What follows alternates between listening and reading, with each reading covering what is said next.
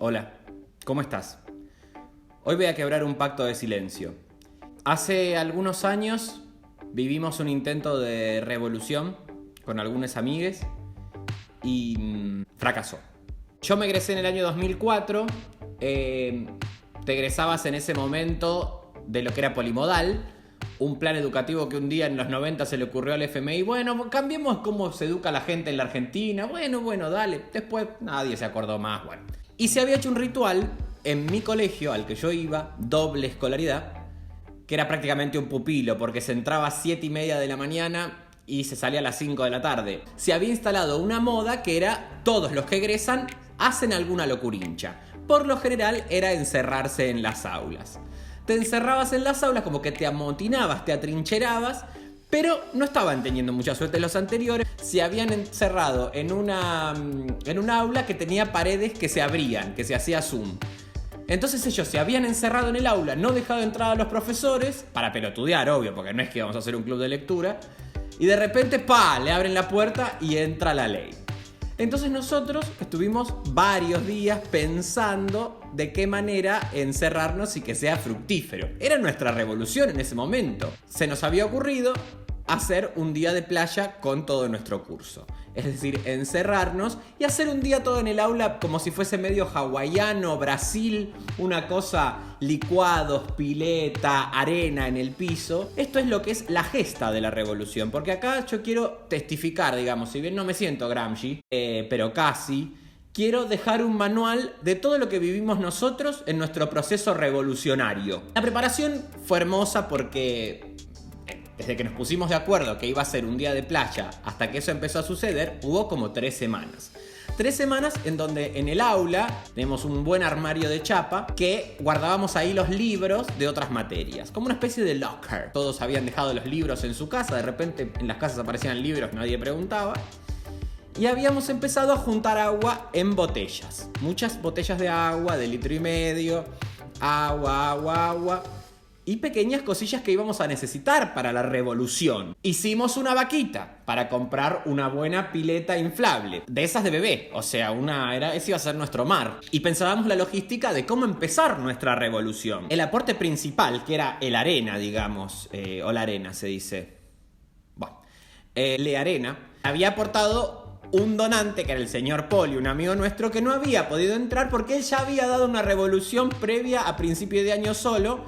Y había una ley en el colegio que si vos tenías 9 firmas en el cuaderno de disciplina, te rajaban. También ese mismo año habían pegado un currito en el colegio que era que te vendían el cuaderno de comunicados. Cuaderno de comunicados que era prácticamente un expediente tuyo, que era como un documento, como un DNI. No podías vos llevar tu cuaderno forrado, tenías que comprárselo al colegio. Él, que tenía muchísima plata en ese momento, nadie entiende por qué, había decidido no comprarlo, el cuaderno. Él dijo, yo no compro el cuaderno.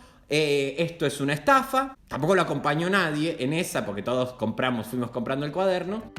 Y él, por cada día que no tenías el cuaderno de comunicados, te metían una firma. Se había improvisado él un cuadernito de comunicados de hojas A4, todas dobladas y con ganchos de abrochadora. Y claro, cuando él entregaba eso como cuaderno de comunicado, el profesoraje lo mandaba inmediatamente Pablo a firmar. Había llegado hasta las 8 firmas y dijo, bueno, está bien, doy de baja mi revolución. Lo que pasa es que no estaban dadas las condiciones materiales para la revolución económica de no compremos el cuaderno de comunicados. Cuestión que él, como ya tenía 8 firmas, no se podía arriesgar. Dijo, perdón, yo no voy a poder entrar, pero los acompaño en mi sentimiento revolucionario. Y nos brindó 10 kilos de arena. También se exilió para saber qué es lo que pasaba alrededor. Teníamos un radar vigilando. Bien, no era la época de WhatsApp, sí teníamos mensajes con mensaje de texto. Entonces íbamos sabiendo todo lo que pasaba afuera. También en un momento de mucha cohesión, porque teníamos un sueño todos por delante. Quienes tenían pequeñas rencillas, quienes tenían pequeñas problemillas con los compañeritos de ese curso, ya éramos gente pelotuda grande, también hay que decirlo, de 17, 18 años, habíamos olvidado todo en pos de este día de encierro. Hasta que finalmente llegó el día. Habíamos cerrado filas, teníamos una negociación con una compañera de un curso anterior. No voy a decir nombres para preservar identidades, pero bueno, después si quieren comentan yo soy tal en el video. Y ella, la función era ir a preguntarle algo largo a la profesora, que en ese momento nosotros teníamos la primera hora de literatura a la mañana. Entonces fuimos todos a formar, cosa que ya no se debe hacer más, por favor, no hagan la milicada esa de sacar a formar a los pibes en el frío y cantar un himno. Demoraba ella en hablarle y todos fuimos corriendo y ya teníamos cómo se iba a generar el sistema de encerrarnos en el aula. Habíamos determinado, teníamos 2 hombres bien fuertes que medían, 2 compañeros que medían 2,10 metros, que ellos tenían que rápidamente agarrar el armario ese que yo les conté, que era un locker así bastante grande, del mismo tamaño o un poquito más que una puerta, ponerlo contra la puerta. Ellos eran los fuertes, nosotros teníamos que correr todos los bancos a un costado, poner ese locker y al mismo tiempo hacer toda una fila con los bancos para que si empujaban el locker cedía. Atrás había una barricada perfecta, no se podía pasar, era infranqueable. Bueno, cuestión que termina la pregunta de la aliada que teníamos en el otro curso y la profesora sube, claro, y de repente ella se da cuenta que había algo raro porque la puerta no abre, todo un curso adentro, y ahí se da cuenta que nosotros estábamos en nuestra revolución. Cuestión que ahí empiezan los días felices, que esa es la primera fase de la revolución. Teníamos, todos habíamos llevado licuadoras, licuados de banana, hacíamos, habíamos armado obviamente la piletita que habíamos llevado, sacamos el uniforme y todos abajo pareos, camisas floreadas, todo temática Hawái, música brasileña, cada uno cumplía su rol. Playa teníamos adentro del colegio. Hacen sectores distintos, tipo había un sector kermesse, me acuerdo que Ale, bueno, esta identidad sí la revelo porque él me dejó, había puesto una madera con 3 agujeros, hacía colgarte un clavo de lo que vendría a ser la genitalia y vos tenías que ir corriendo sin manos y ensablar el clavo en esos agujeros. Las ganas de ponerla de este chico. Y quien no, 17 años, imagínate. A Poli, que era nuestro amigo que había quedado afuera, hicimos uno de los licuados, le pusimos en una botella y se lo tiramos por la ventana porque nuestra revolución reconocía a los próceres previos revolucionarios. Teníamos tradición histórica. A la 1:30 más o menos aparece ya una figura de autoridad tocando la puerta. Chicos, vayan saliendo. Pero nosotros no teníamos ninguna intención de salir. Si fuese por nosotros todavía estamos ahí viviendo ahí adentro en ese aula, meta licuado de banana y bonji bom bom bom. A la media hora ya se dan cuenta que no vamos a salir, entonces ya viene lo que es la dueña del colegio, que ella era una mujer con autoridad, una señora plantadísima. No se jodía con ella. Viene obviamente en son de paz. Nos manda una notita por abajo de la puerta diciendo: chicos, la broma estuvo muy buena hasta acá. Salgan, fotografiamos el momento y todos contentes. Contentos porque en ese momento no había lenguaje inclusivo, no había ESI. Era una selva. Estábamos todos muy cohesionados también porque eran las que tenían las mejores notas con los que rompían los inodoros en el colegio. O sea, había una primacía del sentimiento colectivo por encima de las conductas individuales. Es decir, el hecho social es: si vos vas caminando y te molesta la ley, no le tirás una piedra al Congreso. Ahora, si estás en una manifestación, algo que hay un montón de gente diciéndote estamos en la misma, tirémosle piedra al Congreso, y le tirás una piedra al Congreso. Esto no es un llamado a que tiren piedras al Congreso. Se le contesta entonces la nota de esta mujer diciéndole: muchas gracias por la buena onda, pero nosotros la verdad que planeamos quedarnos un buen rato más. Nuevamente gracias por la onda. Tercero polimodal. Se le manda esa nota. Al instante, ¡abran esa puerta! La mujer estaba sacada, la dueña del colegio: abran ya esta puerta, ¿qué es lo que está pasando acá? Claro, tenía 20 pibes bajo su responsabilidad, encerrados, sin acceder, y con una cosa que habíamos hecho perfecta, una barricada que era imposible de abrir. Pasa media hora y ¡pum, pum, pum! Se empiezan a escuchar unos martillazos. Y ahí se empieza a poner tensa la cosa. Esos martillazos fueron los que nos quebraron como grupo. Porque, claro, ya algunos empezaron: bueno, chicos, yo la verdad que no sé si me quiero seguir encerrado o no. Un par empiezan como a dudar del sueño que tenían por delante. Y lo bien que hacían, porque ¿cuál era nuestro plan? quedarnos eternamente encerrados. Entramos en la fase de revolución de la descomposición, ¿no es cierto? Como bueno, ya estamos acá, estamos viviendo estos días felices, pero ¿hacia dónde vamos? ¿Cuánto vamos a durar? Era con todes, pero ahora ¿qué hacemos? Tensión al interior, yo quiero esto, yo quiero el otro, yo quiero un poco salir. Y no había forma, porque no se podía salir, o sea, salía uno y ya entraba la ley y nos pasaban por encima. Se la calmaba a esta gente con más licuado de banana, se le daba quizás un buen sombrero de paja. Esos martillazos se intensifican y de repente, ¡puf!, una endija de luz. Una endija de luz que entra desde la puerta y empezamos a lograr ver qué es lo que estaba. Y estaba la figura esta de autoridad sacada, una mujer robusta, dueña del colegio, y el señor Quelli. El señor Quelli era su soldado, que en ese momento ella entendió que era un soldado. Pero en realidad Quelli estaba contratado para prender las estufas y si alguna cosa se rompía del colegio. O sea, la verdad que ella quería que esté entrenado en armas prácticamente para combatirnos. Pero el señor Quelli, muy vivo, empezó como a hacer como una palanca, no sé cómo habrá hecho, que logró con una fisura y ponía una madera y nos abría un poquito más. Entonces ahí empezó como una locura entre estamos acá encerrados viviendo lo nuestro, pero también un contacto con el exterior.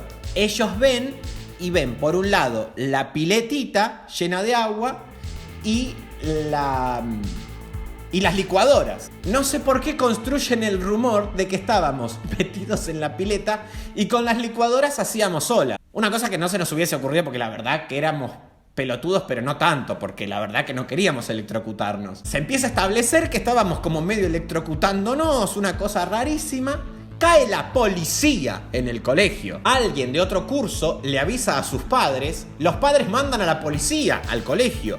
La dueña no deja entrar a la policía al colegio, o sea, ya había un doble encierro. Nuestro encierro adentro y el colegio encerrado de la policía. O sea, era como ya, ¿qué venía después? La policía del ejército, la chiva no quiere salir de ahí. Entonces Quelli pegaba, iba abriendo cada vez más la puerta y nosotros íbamos viendo las figuras de autoridad. Entonces en un momento ya nos quedamos por detrás de la endija visible del panóptico que habían establecido. Y escuchábamos los gritos de esta mujer: ¡rompa, Quelli! ¡Rompa!, le decía.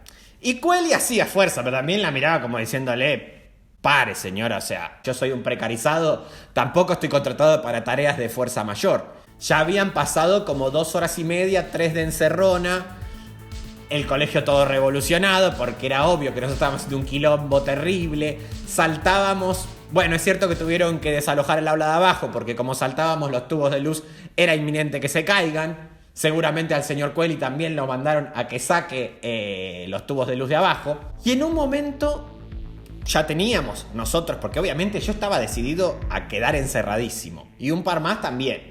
Había otros que ya estaban dudando muchísimo. Estábamos todos medios divididos. Siempre los elementos de duda venían de afuera. Alguien que le mandaba un mensaje como: uy, no saben lo picante que está esto, cayó la policía, dicen que tal ya tiene 8 firmas, que la expulsan apenas salga. Imposible salir, a menos que entramos todos en esta, salimos todos. Y en un momento el señor Quelli hace una palanca y logra abrir mucho más la puerta. No te digo que entraba un cuerpo, pero ya estábamos cerca del acabose. Y en ese momento, que esta es la moraleja también un poco, confíen en la revolución, porque cuando hay una utopía todo se organiza. Y en ese momento en que ya estamos prácticamente perdidos, sale de atrás con una furia jamás vista un compañero que no le conocíamos la voz, personas que no hablan en el curso, pero no era que era infeliz, ni tenía problemas, ni nada, simplemente él, toda su historia llamada al silencio. En ese momento sintió que era su momento de cooperar con la causa. Y hecho una furia, agarra, no me acuerdo si un tronco dentro de la ambientación que teníamos, medio playa, también teníamos troncos, y le entra a dar pa a las maderas que había puesto el señor Quelli. Entonces logra sacar una madera, pero con tanta mala suerte que el señor Quelli también ahora se lo toma personal él y empieza a pelear. Ah, sí, ahora es personal. Entonces empiezan a forcejear y una de las maderas, el mismo señor Quelli, se la clava en el brazo. Se hace una rasponcina, tampoco es que pierde un brazo en la lucha. Se hace una rasponcina y ¿para qué?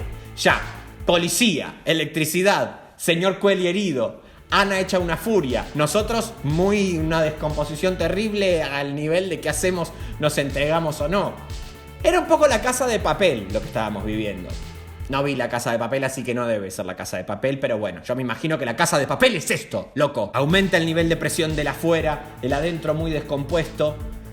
Y el señor Quelli busca un relevo, el señor Pereira. Y en ese momento donde el señor Quelli estaba dañado, ya se lo toma personal, pero no era con vos, Quelli.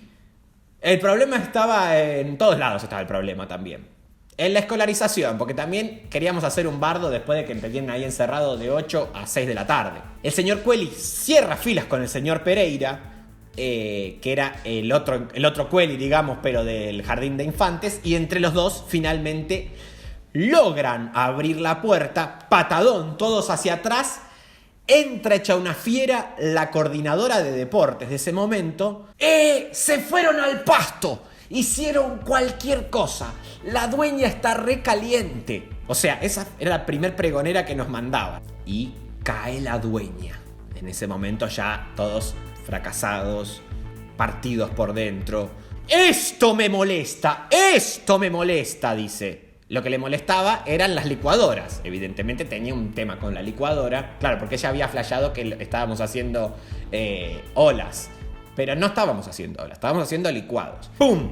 Pega un tirón, rompe una de las licuadoras que se cae, se hace cajeta. No recuerdo de qué familia era esa licuadora, pero sí, casi todas las familias que tenían licuadora. Mi familia no tenía licuadora. ¡Están todos sancionados!, nos dicen. Todos ya pánico. Nos sacan a todos al pasillo, nos sientan. Los de los demás cursos se asomaban y nos miraban así. Caretas de mierda. Ella personalmente empieza a llamar a todos los padres que nos vengan a buscar. Primera madre que viene a buscar a su hija, una señora bien, entra y le pega un cachetazo a la hija y a la mejor amiga de la hija. También le da un cachetazo. El cachetazo pasó inadvertido porque obviamente en ese momento era más grave fingir un día de playa que un cachetazo a un niño. Y nos empieza a retirar madre, padre o tutor a cargo. ¿Por qué? Porque había gente que estaba trabajando en la Concha del Pato. Pues lo viene a buscar a un amigo, no voy a decir su nombre, el señor Lili. Y el abuelo, la dueña del colegio, vaya, lléveselo y no lo deje ver televisión. Dice, no lo deje ver televisión, 17 años tenía. Y finalmente llega mi padre a buscarme. Él finge estar muy enojado, no puedo creer lo que hiciste. Papá, hoy a la mañana salí de casa con una sombrilla puesta, tenía el palo de una sombrilla, el palo con el que se clava la sombrilla en una de las piernas y la sombrilla enroscada en la otra pierna, en el pantalón del colegio. O sea, caminaba así y nadie preguntó qué es lo que me pasaba. Y ese mismo día, no me acuerdo quién muere, un familiar de alguien del colegio, una cosa así, y todo pasa al olvido. Pero en todos los que vivimos eso, nos quedó un germen revolucionario. Así que yo sé que algún día ese playarcado que nos propusimos va a ser realidad. Escúchame, suscríbete al canal, pone la alarmita, hacé todo lo que hay que hacer, así la próxima pavada que yo cuento te llega. Un besito.